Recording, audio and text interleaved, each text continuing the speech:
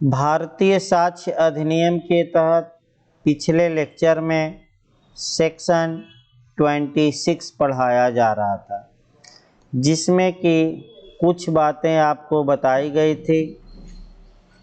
आपका कुछ बातें अभी बची हैं, यानी कि कुछ बातें आपको बताई गई थी और कुछ बातें उसमें बची हैं।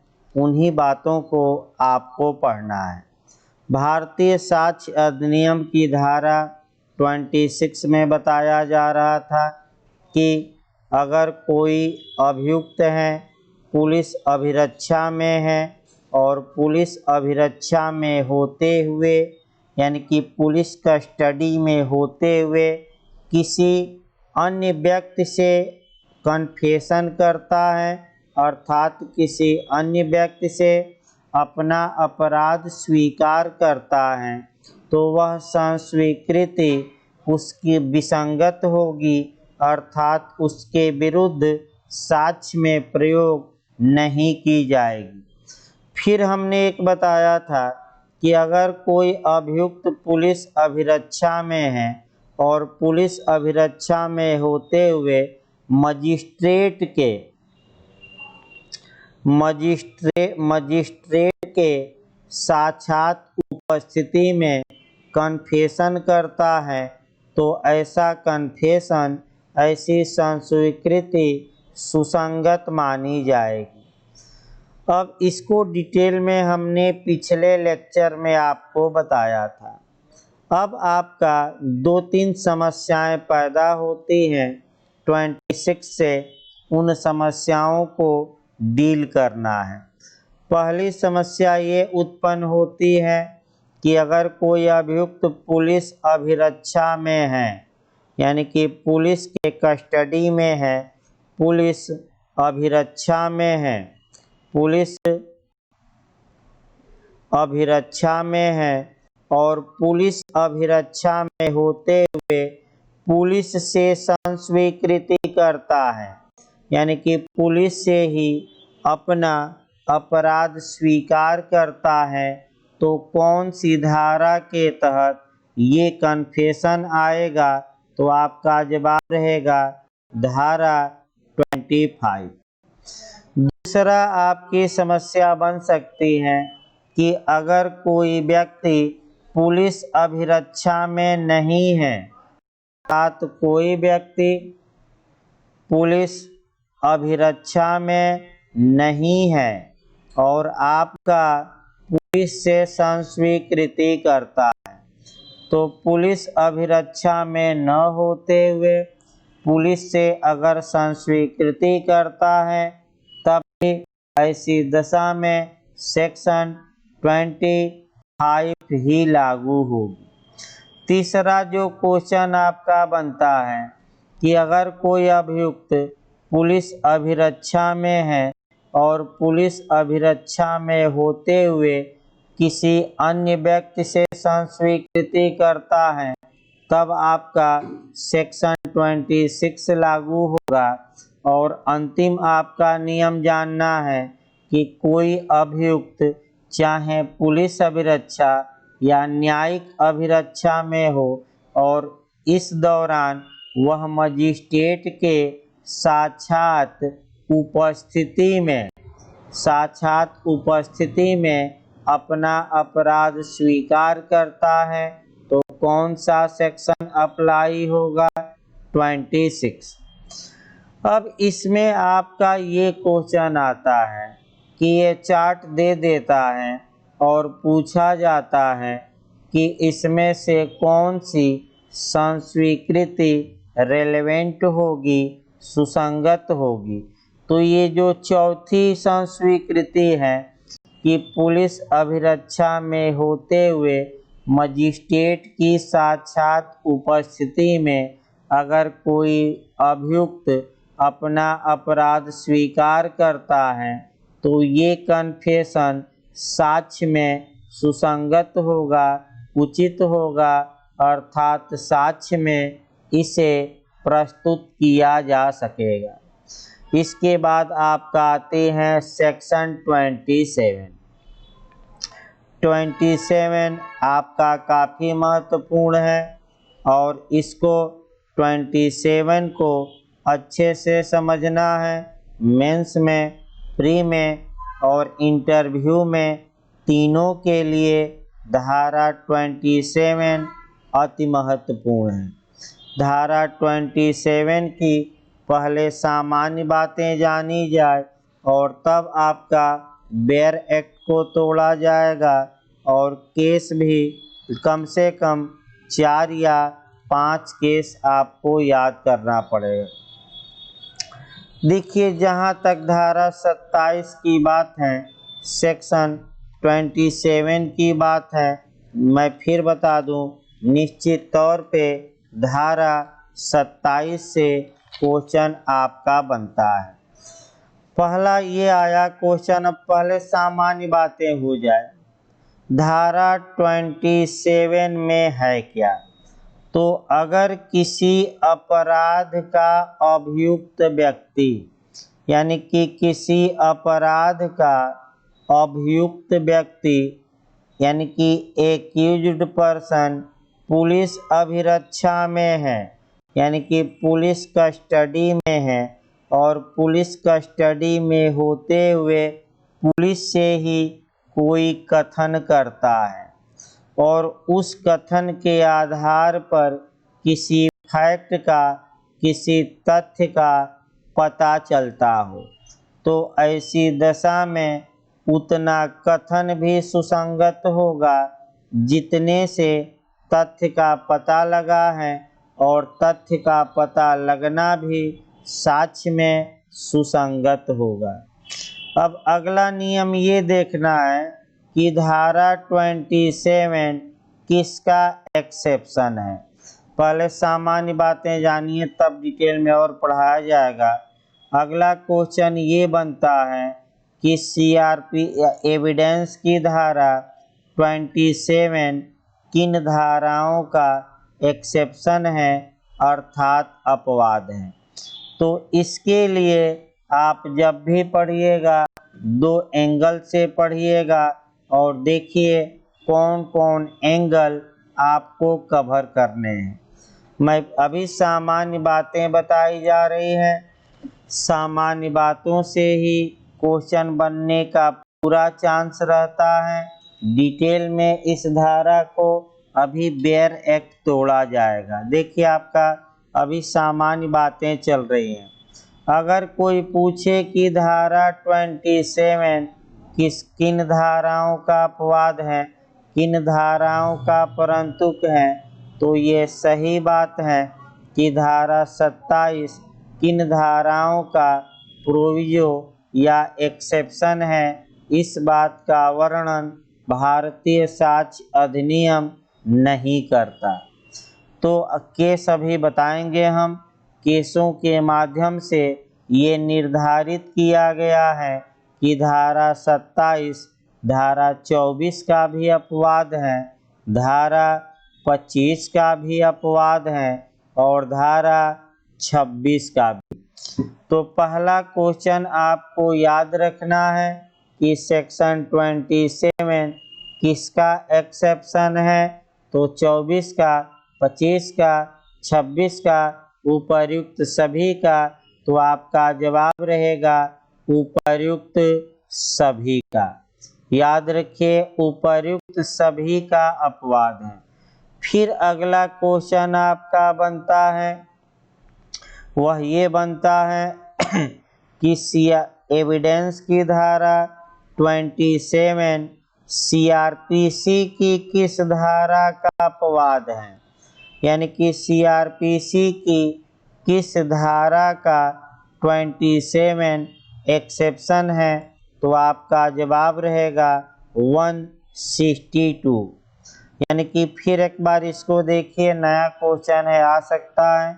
एविडेंस की धारा 27 किसका अपवाद है। अगर ये क्वेश्चन बने तो आपका जवाब रहेगा सीआरपीसी की धारा 162 का भी यह एक्सेप्शन है, यानी कि यह अपवाद है। फिर आपका पूछा जाता है कि कौन सी धारा पृथक्करणीयता के सिद्धांत पर आधारित है। डॉक्ट्रिन ऑफ सेवरेबिलिटी, पृथक्करणीयता का सिद्धांत, तो आपका बताना पड़ेगा धारा 27। जो वर्तमान में मुख्य क्वेश्चन उत्तराखंड ने पहली बार बनाया कि कौन सी धारा पश्चातवर्ती तथ्यों द्वारा यानी कि पश्चातवर्ती तथ्यों द्वारा संपुष्टि के सिद्धांत पर आधारित है, यानी कि संपुष्टि के सिद्धांत पर आधारित है। यानी कि कौन सी धारा पश्चातवर्ती तथ्यों द्वारा सब्सिक्वेंट फैक्ट द्वारा कार्बोरेट के सिद्धांत पर संपुष्टि के सिद्धांत पर आधारित है। कई लोग इस क्वेश्चन को दूसरी जगह मारे थे 157 में, लेकिन 157 से ये क्वेश्चन गवर्न नहीं होगा, बल्कि ये गवर्न होगा धारा 27 से। ये याद रखिए, कौन सी धारा में पश्चातवर्ती तथ्यों के संपुष्टि के सिद्धांत पर कौन सी धारा कौन सी धारा संबंधित है, तो आपका जवाब रहेगा धारा 27। फिर क्वेश्चन बनता है कौन सी धारा पुलिस को आखेट का स्वामी बनाती है, तो आपका जवाब रहेगा 27। फिर आपका क्वेश्चन बन सकता है कि कौन सी धारा इन्वेस्टिगेशन की अर्थात अन्वेषण की कुंजी कही जाती है, तो आपका जवाब रहेगा धारा 27। फिर क्वेश्चन बनता है कि जो रिकवरी होती है यानी कि अभियुक्त के कथन के आधार पर जो वस्तुएं बरामद होती हैं, जिन तथ्यों का पता लगता है, तो वे किस धारा में सुसंगत है? 27। धारा 27 में अगला क्वेश्चन बनता है कि धारा 27 का एविडेंशियल वैल्यू क्या है, साक्ष्यिक मूल्य क्या है। ये भी क्वेश्चन कई बार बना है। यानी कि धारा 27 का साक्ष्य में क्या महत्व है, तो आपका 4 ऑप्शन देगा, और जो ऑप्शन मैं बता रहा हूँ पहले आपका कंपटीशन में वही ऑप्शन खोजना है। ऑप्शन ये खोजिएगा कि साक्ष्य में केवल और केवल इसके लिए प्रयोग किया जा सकेगा कि इस व्यक्ति के स्टेटमेंट के आधार पर या इस अभियुक्त के कथन के आधार पर ये चीज़ें बरामद हुई, प्राप्त हुई। इसका मतलब ये हुआ कि इसका प्रयोग साक्ष्य में किस रूप में किया जाएगा, तो पहला ऑप्शन ये खोजिएगा कि बरामदगी के रूप में, यानी कि व्यक्ति के कथन के आधार पर ये वस्तुएं प्राप्त हुई हैं। अगर ये ऑप्शन न रहे और पूछे कि धारा 27 का एविडेंशियल वैल्यू क्या है, तो आपका जवाब रहेगा संपोषक साक्ष्य की सारवान। तो अच्छे से याद रखिए, संपोषक मारिएगा। यानी कि धारा 27 कैसा साक्ष्य है? संपोषक साक्ष्य है। संपोषक साक्ष्य है, ये आपको बताना है।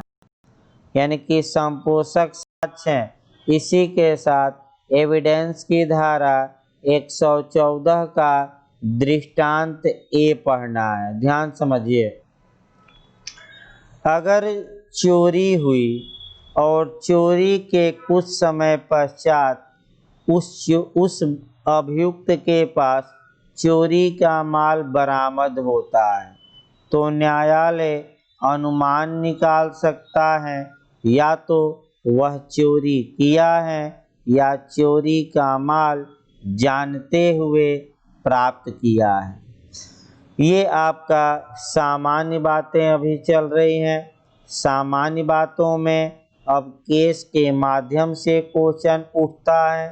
यूपी एपीओ, यूपीजे में ये जो मैं केस बता रहा हूँ ये केस लगातार बने हैं, यानी कि जो मैं 4-5 केस बताऊंगा ये केस इस बार यूपी एपीओ में, यूपीजे में, पिछली बार यूपी एपीओ में, उत्तराखंड में लगातार केस बन रहे हैं।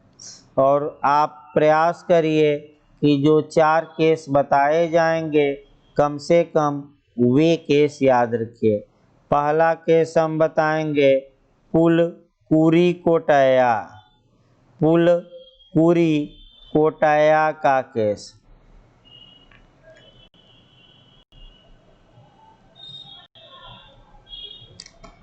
पुल कुरी कोटया वर्सेज इम्परर का केस हम बताएंगे।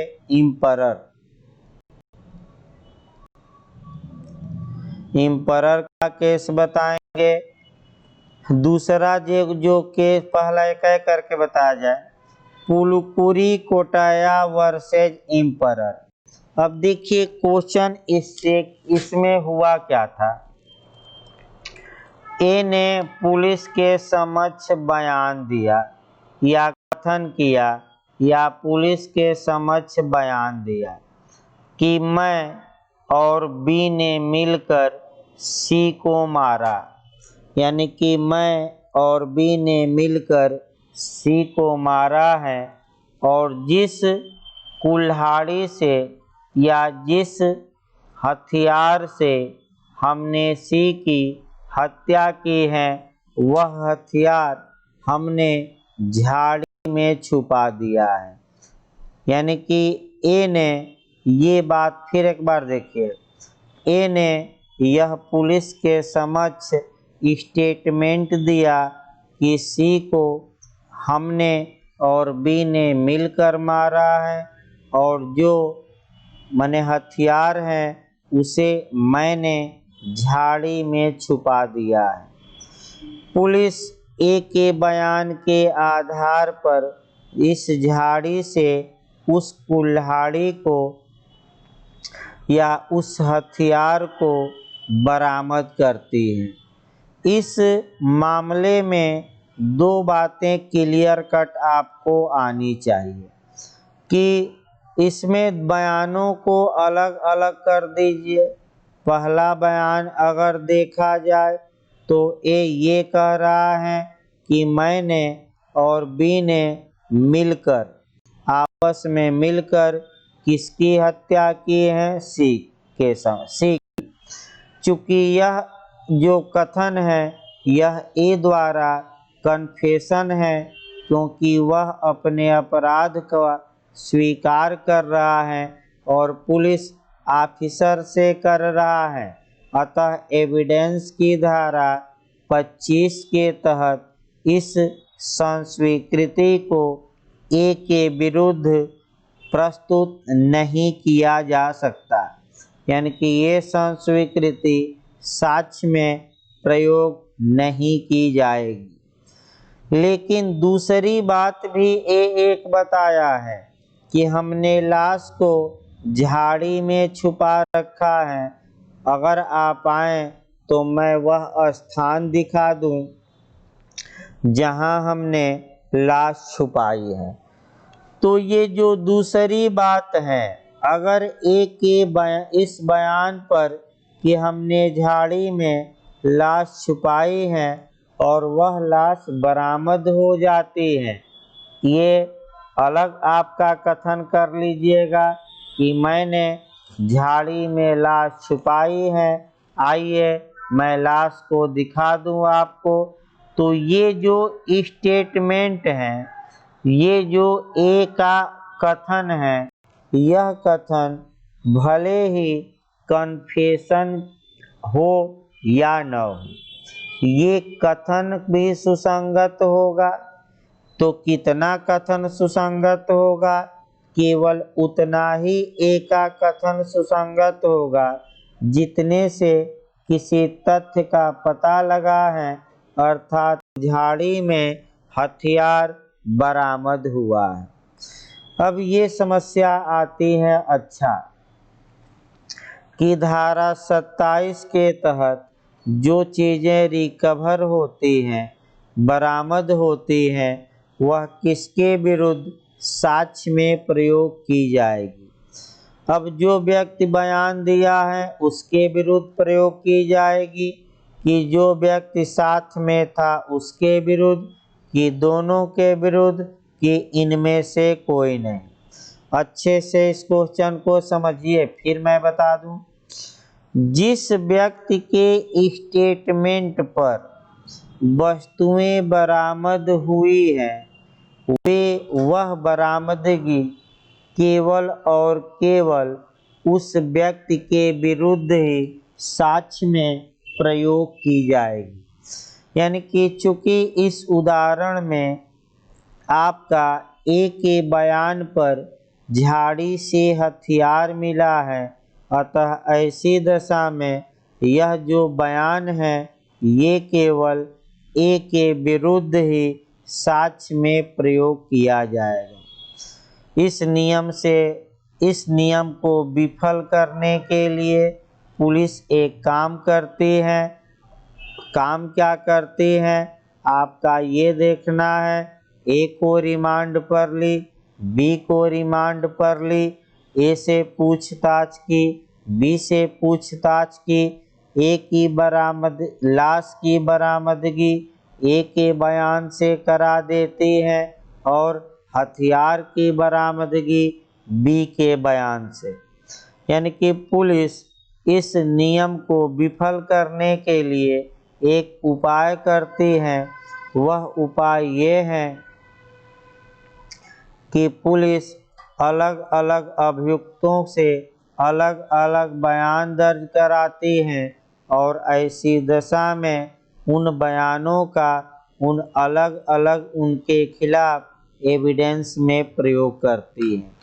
जैसे आपका हैदराबाद कांड देख सकते हैं, जहां की दुराचार के बाद स्त्री को पेट्रोल डालकर जला दिया गया। अभियुक्त पकड़े गए।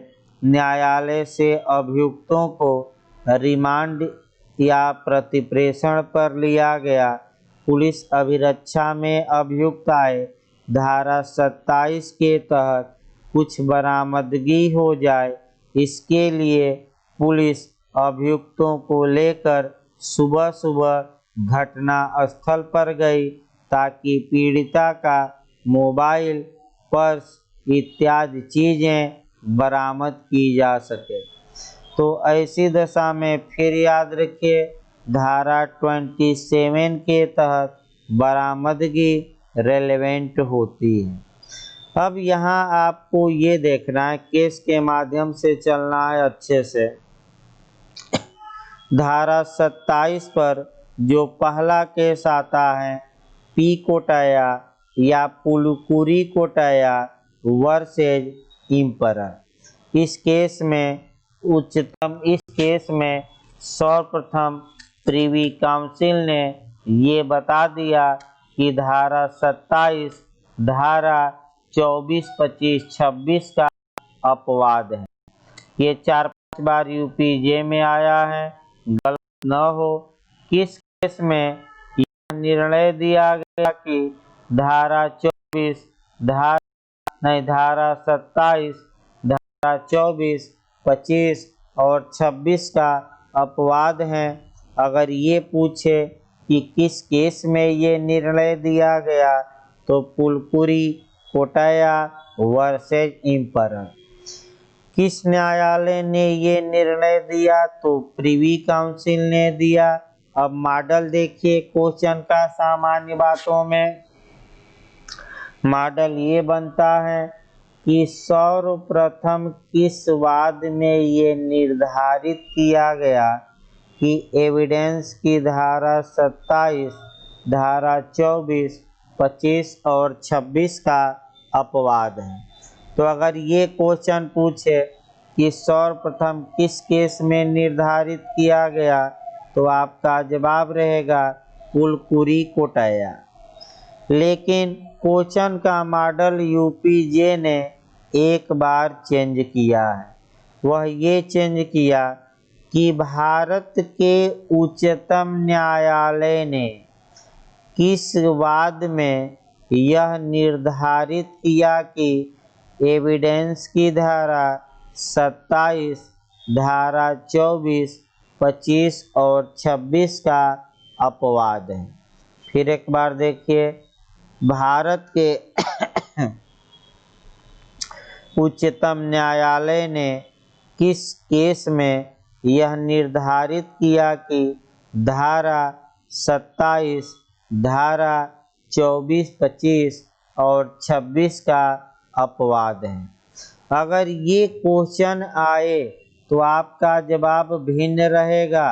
मोहम्मद आपका इनायतुल्लाह, मोहम्मद इनायतुल्लाह के वाद में इनायतुल्लाह। फिर एक बार इस क्वेश्चन को देखिए, काफी ये आपका टेक्निकल है। मोहम्मद इनायतुल्लाह के वाद में भारत के उच्चतम न्यायालय ने सर्वप्रथम ये निर्णय दिया कि धारा 27, धारा 24, 25 तथा 26 का एक्सेप्शन है, अपवाद है।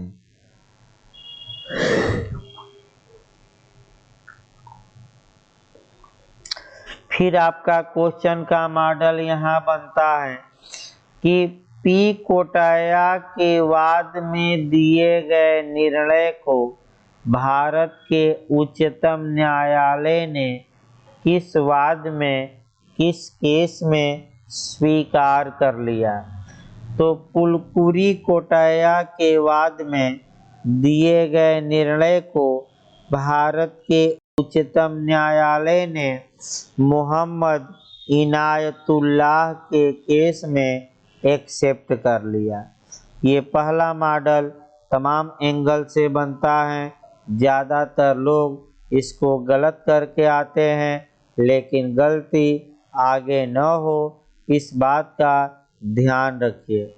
पुलकुरी कोटाया के बाद जो दूसरा आपका पढ़ना केस डी उपाध्याय यानी कि देवमन उपाध्याय, तो देवमन उपाध्याय का केस पढ़ना है।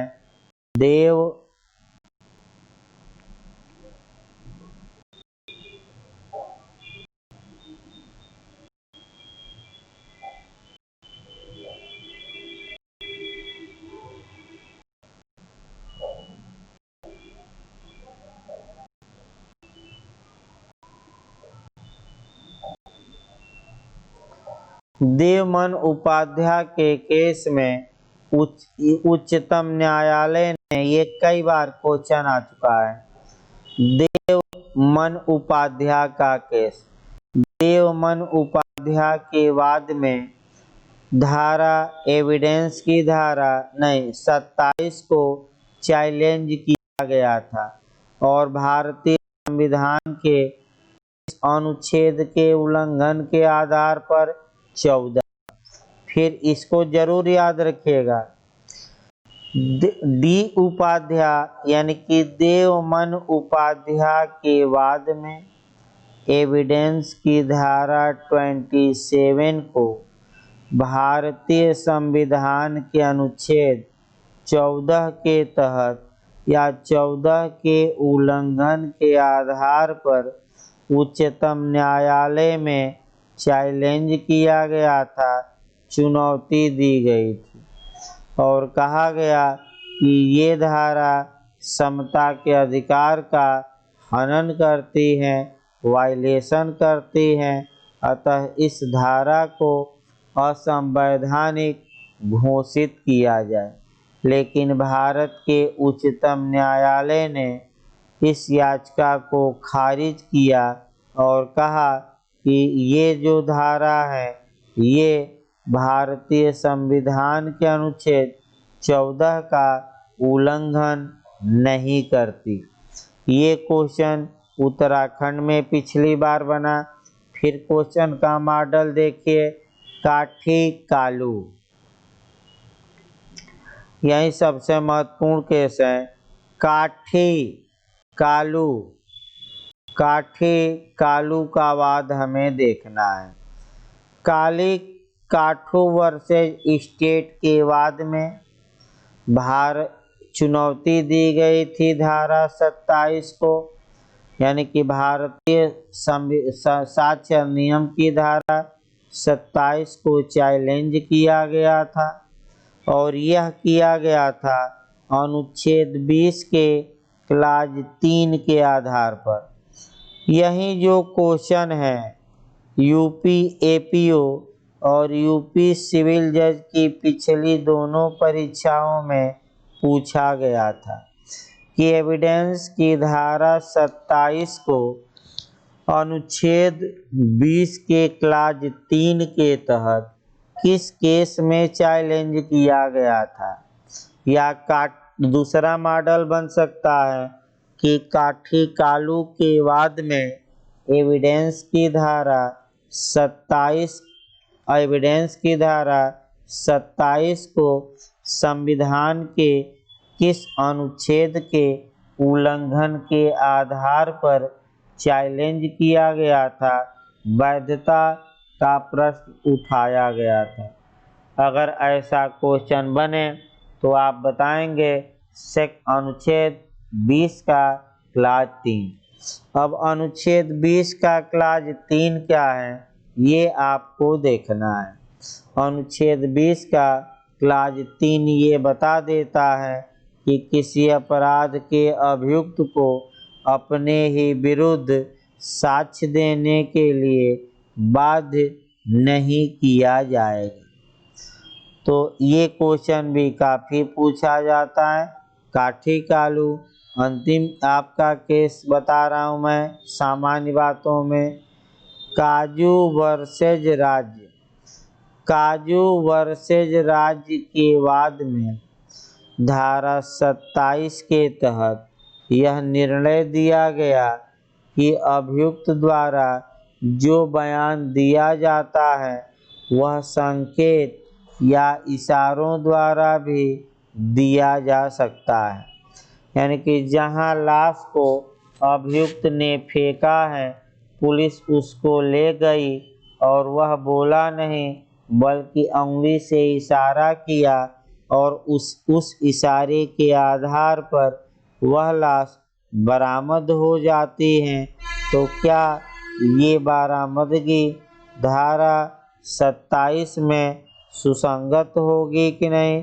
सुसंगत होगी। एक पॉइंट और देखना है, जो ये बरामदगी होती है, रिकवरी होती है, ये रिकवरी अभियुक्त के पश्चातवर्ती आचरण यानी कि सब्सिक्वेंट कंडक्ट के रूप में एविडेंस की धारा 8 के तहत भी सुसंगत होगी। धन्यवाद।